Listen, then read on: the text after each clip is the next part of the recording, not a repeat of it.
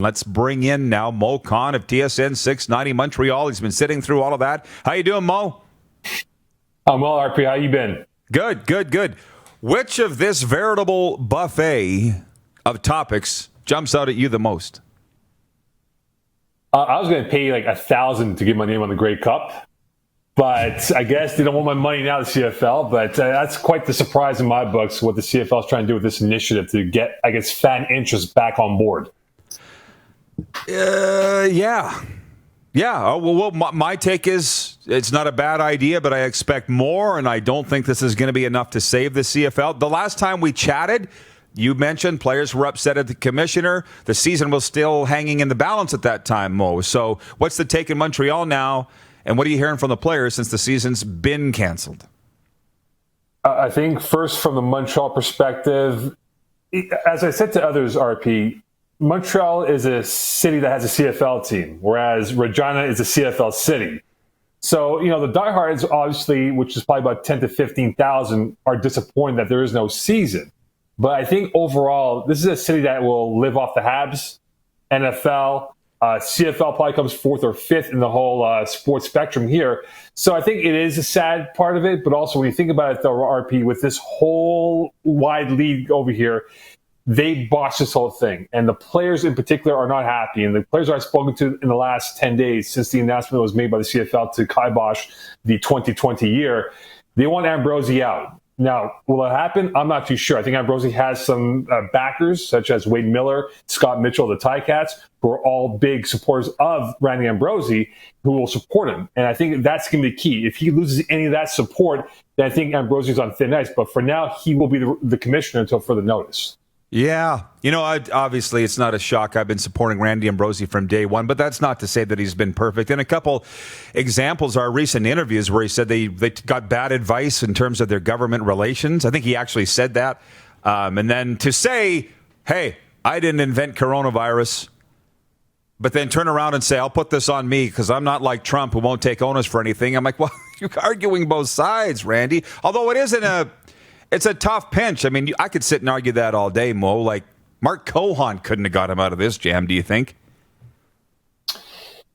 Look, Mark Cohan, and the difference with Ambrosie and Cohan, and I dealt with both. Cohan was a people person, right? Like, he always wanted to get the younger demographics, and he talked about how can the CFL get the people hooked on to the league. Cohan was great at trying to connect with the 18 to 35 demographic. I remember my first Grey Cup that I covered in Montreal in 2008. I was walking through, and he had his State of the Union coming up, and he saw me, of all people, and he's like, oh, my God, we have a young guy here covering the Grey Cup. It's amazing. So I think the difference with Ambrosie now is, has he rebuilt his image with the fan base? Has he lost the confidence of the fan base? I'm pretty sure he has. But moving ahead here, RP, this is going to be a key question for the CF. What is their plan? No one knows what their plan is. And I think now moving towards the fall semester of games and whatever we have left now for sports, they have to lay down a plan for them to have that success, hopefully, to come back in 2021. I liken this to being a heart attack for the CFL. They had an awful heart attack, and it's been revealed that they have to do quadruple bypass and a calf valve insert. And now for them, they got to get healthier and make sure that they have a proper plan in place that will make everyone happy to have football back, hopefully, next June. So, yeah, I like it. But is it a quadruple bypass, a quintuple bypass, or is it a Cal Murphy-esque entire heart transplant, which I quite frankly would be in favor of? And just on the topic of the commissioners, NFL you follow closely, NHL obviously, Major League Baseball, they're all playing, or it looks like the NFL is going to. Could the CFL have handled it better optically? Because listen, Mo, we're not going to hear what their plan is. I don't know what their plan's going to be. We didn't really hear what the NHL's plan was. For 2 months, they didn't say much.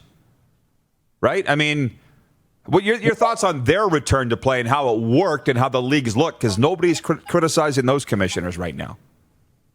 No, because those commissioners, and let's not forget, RP, the reality is the NHL, NFL, MLB, NBA, they're all multi-billion-dollar industries. The CFL isn't at that level. We know that. But the thing is, with the CFL is that they, just like the NFL, had a little bit more time to work with to gauge what can we do to get a bubble, as you were first reported back in June and July about Winnipeg being the destination. the reality was, it just felt like that they're just hoping that, hey, we'll get this on the fly, sort of like cramming for an exam the night before. And that's what the CFL did when it came to the presentations for the government, not once but twice. And I think the biggest fault for the CFL was the lack of communication with its players. If you don't communicate with the product, which is your players, how are you going to be able to have a proper league in place to play a 6 to 8 game schedule plus playoffs? And hey, oh, by the way, you got to quarantine 2 weeks if you're American coming up here to Canada. So this was definitely a situation where the project was there, but nothing was enacted upon to make sure that it's got going forward to win a football year. Hey, by the way, just as we roll, breaking news, Nelson, our VP of Sim Events, tells us John Tortorella has been fined $25,000 for his conduct during his media availability following Game 5 of the Columbus-Tampa Bay series. You know that's the one, right? It was less than a minute. You obviously saw it, Mo. 45 seconds. Yeah, it led to my point in my column on the weekend that I wish coaches would have a little more respect for the job the media has to do. And on the flip side, I wish the media would have a little more empathy for what the coaches are going through and the players. The question was fair. I thought it was, hey, what did this do for your team to live together for the last 6 weeks? And Tortorella snapped and walked away. What do you think of this guy? Look, Torts is a very heart on the sleeve type of person. He will say what's on his mind, and we saw it in Tampa when he won the Cup in 2004. Vancouver was a disaster. Rangers, he did fairly well. And now Columbus. And you wonder now, RP, with Torts in Columbus, how long will this last for? Because he has a short shelf life of success, right? Where at some point, players will turn against him and not even pay attention to what he's trying to instill as a system. So I think for Tortorella and this Columbus team, they superseded expectations given what they lost the year before. And now moving towards this off season, the key question for them is Pierre-Luc Dubois. Can you lock him up to a long-term and be that face of the franchise for the next 6 to 7 years? Producer Clark's pointed out a good question here. You're the voice of McGill University football and says on USports football, could a Big 8 spring league happen with top 8 teams across Canada? I see the U of S Huskies are convening for practice dupes. You probably saw that. What's your take on USports football here as it relates to Quebec, obviously, and then all of Canada as we get close to Labor Day? Well, for Quebec, this week we'll find out with University and Cégep. Those are the two big football leagues in Quebec. Cégep is equivalent to grade 12 and 13 across Canada. And we're going to find out because for the RSQ, their biggest generator for money is football, from high school right up to university. And they have TV contracts with TVA Sport, for university, and other webcasts for Cégep. Now, for what has been discussed for the present towards the future, who knows? Because every day this is changing on a dime because some people are saying, yeah, we'll have a football season. And then last night I hear from someone else saying, hey, it may not happen altogether. So depending on what person you talk to, RP, it changes on a dime here. But I think for that idea for USports to maybe go with the Big 8, it's been toyed with for many years. A lot of the big powers, the Blue Bloods, want to have maybe their own league at some point. Who knows? But at some point, for the USports level, it definitely was a disaster because of how they handled the initial cancellation of the football season. And now trying to step back a couple of yards here and trying to build towards having a football year again next spring or next fall for that matter. Jim Mullen, the president of Football Canada, who gave us this beautiful helmet right here, Football Canada lid. Yeah, he had been championing the Northern 8 for years. And then with this pandemic and the cancellation of USports, he did say schools going off and playing exhibition games on their own does nothing for the sport. In his mind, how do you feel about that? Because not every school is going to be able to play. It's a major competitive imbalance. How do you feel about that stance?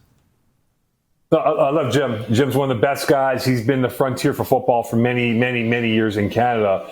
But, when I speak to guys in Canada West in particular, which got impacted pretty badly by this whole cancellation, and even OUA for that matter, they've all said, look, if we can play football to give our kids film for pro scouts to look at NFL and CFL, then we'll do it. But we must do it in a way that's not going to impact their health long term. And that's where the question comes up, RP, is what is the aftermath effect of COVID-19 on someone who gets it? Will they have the issues 10, 20 years down the road because they suffered COVID-19 in September 2020? So that's why I think there's a lot of moving parts for this idea.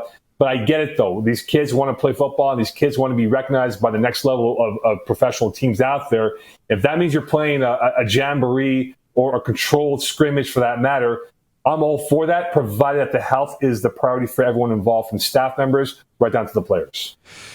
Great point. It's an interesting time in history, Mo. You see parents of U.S. college players, football players, are having peaceful protests out front of schools because they want their kids to play this fall for all the reasons you just outlined. Last question. Producer Clark said it, and I'll piggyback on it. He said, can the Raptors beat the Celtics without Kyle Lowry? I don't think that he's going to be gone the whole series, but they could go the way of the Flames without Matthew Tkachuk, fellas. Without their spiritual heart and soul leader, they wilted. And Lowry's that for the Raptors, is he not? Like, this is pretty serious stuff, Mo. He is, RP. And the thing is with Lowry, this Raptor team does not match up well with the Celtics. And for Boston, for whatever reason, they play tough against Toronto in the last year and a half. And their biggest thing is their wing play, with Jaylen Brown and Jason Tatum being the two tour de forces for this franchise. If the Raps can't control those two guys, this opens up things for everyone else on that court for the Boston Celtics. Now, if Kyle Lowry probably won't go Thursday or Saturday, whatever that might be for game 1 or game 2, but can they hold serve and split the first 2 games before they go to games 3 and 4? And this is going to be a well-coached series with Brad Stevens and Nick Nurse. I think Nick Nurse has to pull an ace out of his sleeve to really get this team buying into what they believe in, because remember, the Raptors were 1-3 against the Celtics during the regular season. And if they can't win the board battle, and if they can't win the wing play against Boston, I think Boston could win the series in 6, maybe 7. Wow. Well, Rod Black was with us last week, or 2 weeks ago, I guess, and said, Nets are a gimme. I'm worried about Boston. So there you go, saying kind of all the same things. Mo, thanks for this, my friend, and thank you for the support of our show. Keep in touch and stay safe out there. Always, man. And hopefully we'll have the hashtag, is it June yet, for the CFL 2021 begin tomorrow. No kidding. All right. Thank you, Mo. Mo Khan, TSN 690 Montreal. You're watching Rod Pedersen On Demand. For more of The Rod Pedersen Show, visit rodpedersen.com or follow Rod Pedersen on social media.